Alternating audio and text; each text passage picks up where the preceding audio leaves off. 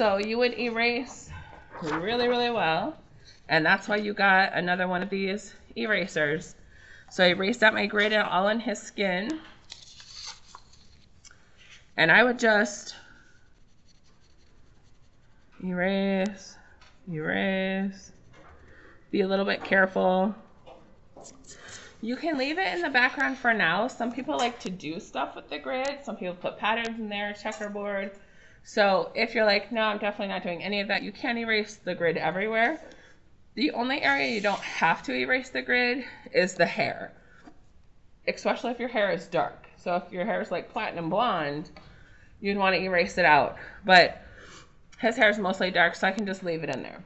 So that's helpful if you have like a lot of hair and it's dark. Just leave the grid.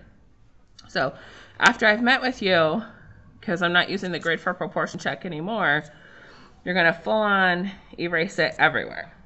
Okay.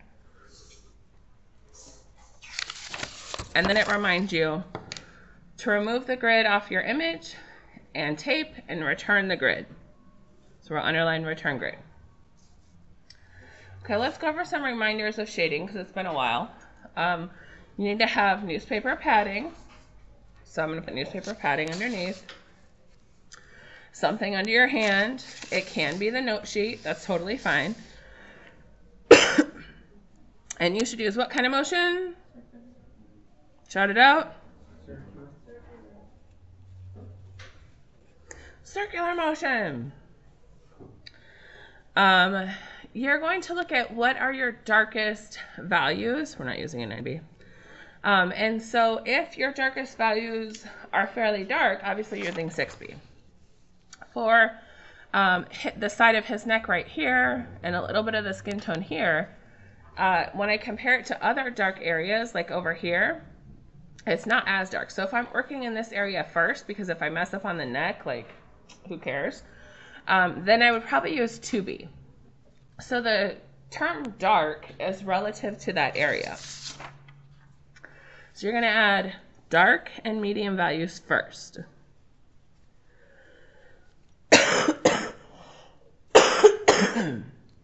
We're going to fade along the edges of the values, and we're getting rid of the value map. So I value mapped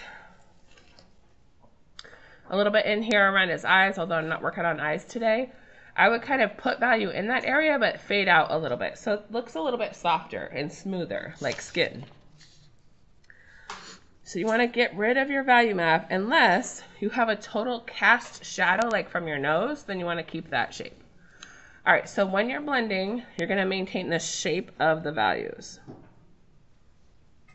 So just like the cloth, we're going to maintain the shape of the values. And we're going to blend in a circular motion.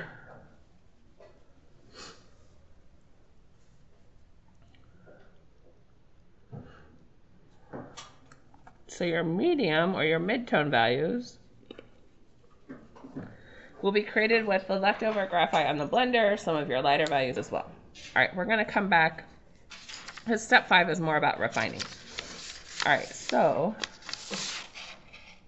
notice that you have notes for, like, there'll be a demonstration for lips and teeth. There will be a demonstration for noses, so don't shade your nose yet. There'll be a slight demonstration for clothing. Don't shade your clothes yet. There'll be a demonstration for hair and eyebrows. Don't do those. We're going to fill this out when we do our practice eye.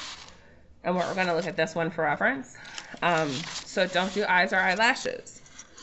And then you're going to hold off on your background. So we're just working on skin, but not around the eyes. All right, so I'm going to do 2B, and I'm going to have something under my hand.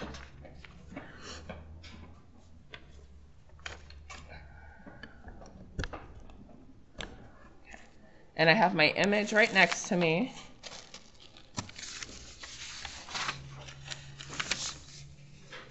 And I'm closely comparing. So I'm going to try to match the same level of value in my image on my paper.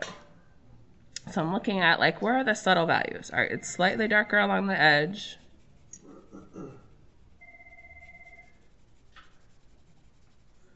And you're going to go a little bit darker than you think because you're going to use that to blend or fade out.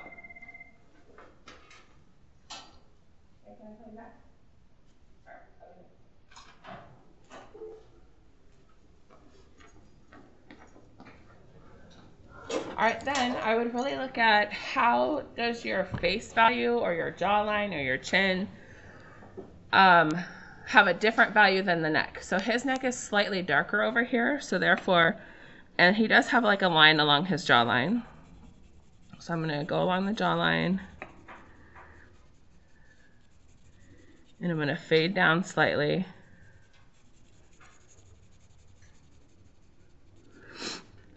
Okay, then I'm looking at, okay, in this part, which kind of lines up with like this area, it's a little bit darker.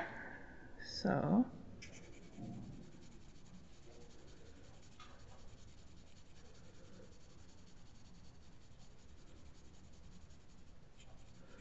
going to fade that down. All right, then looking at this area, how it's darker, and then it's really dark, like right underneath that part, which I'd probably have to come back with 6B for that.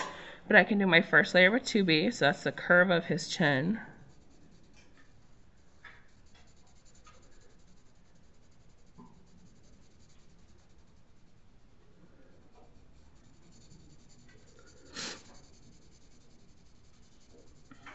And then I would fade out.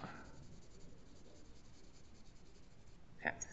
All right, so I would start with neck first. We'll come back to this part. Let's see. He does have like a cast shadow from the shirt right here. So a 6B, I'd put that in there.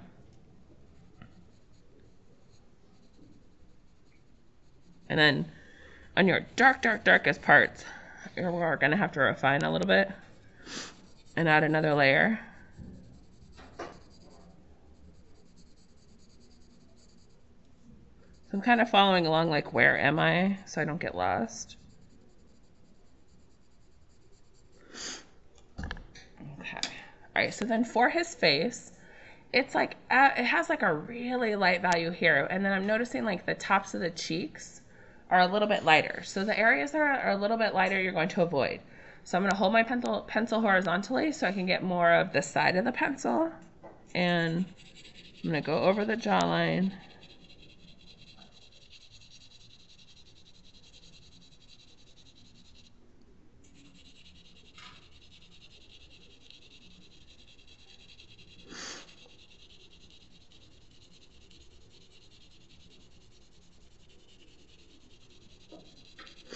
And I'm adding a pretty light value, and I'm going to kind of go up into the hair a little bit because the hair is going to overlap.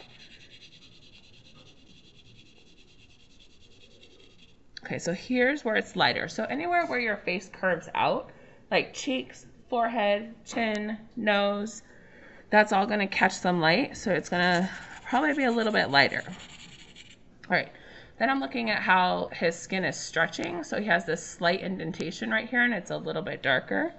And I put it when I was drawing, I put a guideline for myself.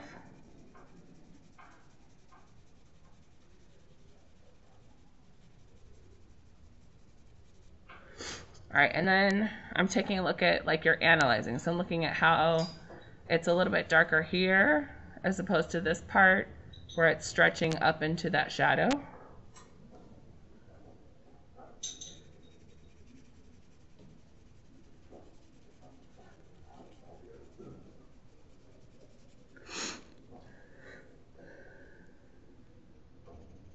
All right, and then this part is where if you didn't value map, like I didn't really value map, sorry. I'm gonna sketch out like where it starts fading. And I'm gonna go really dark at the bottom of the chin fading up. I'm gonna outline it for a clean edge. Looking at how his chin is darker than the shirt right here. But then I'm gonna match that outline and fade it in. All right, so his fades in pretty quickly. Okay, looking at how it's darker right underneath the lip. So you're doing skin around everything and avoiding the light parts. Hold on, let me fit that out a little bit. Okay, so then Let me just make sure I want to make sure everything's faded out so I don't have any harsh edges. And then in this area, I'm going to have to go back and refine anyway. Okay, so I recommend that you start with a medium blender and you keep the shapes of your value, and then you come back with a bigger blender to fade it all out. Okay, so circular motion, and I'm trying to keep the shapes. So here, and I'm using more the side of the blender.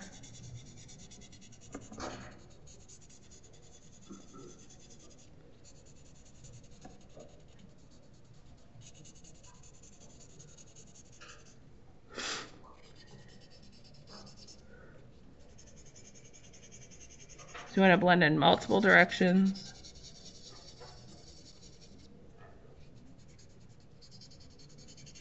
Trying to get clean edges as I go. Okay, then it looks weird and shapy. Then I would kind of fade it all together and further blending the shape areas that I just added.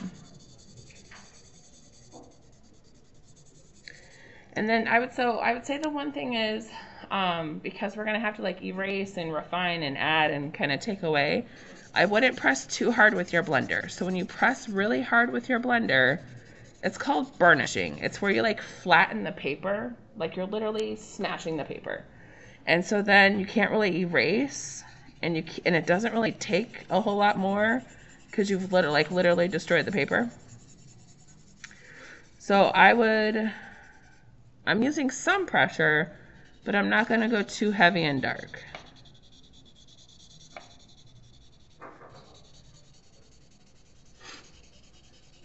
And you guys can do your ears too. Don't think of them as ears. Just look for shapes of value. Okay, so I'm gonna fade up past. Where I added the value.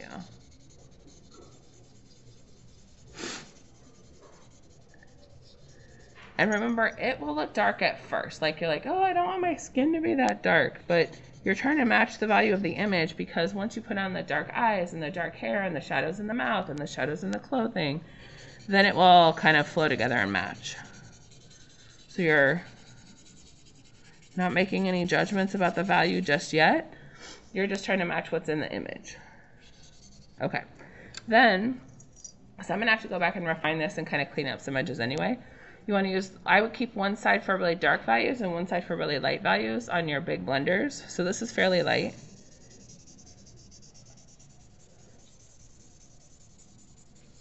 So you want to use the whole side of it. And I'm going to fade up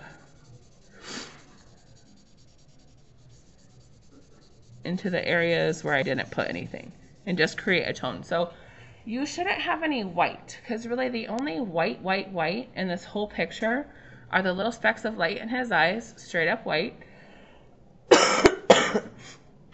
And then there's some areas on his teeth that are straight up white. Some little gleams in his glasses.